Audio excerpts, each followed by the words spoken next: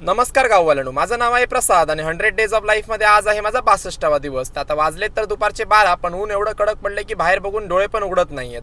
तर त्यानंतर मी निघालो आता हॉटेलवरती जायला आणि हॉटेलवरती येऊन छोटी मोठी बाहेरची जराशी कामं केली आणि त्यानंतर हॉटेलमधल्या टेबला खुर्च्यांची सेटिंग वगैरे लावून घेतली. तर अशी कामं वगैरे आटपली आणि नंतर मी बसलो जेवायला.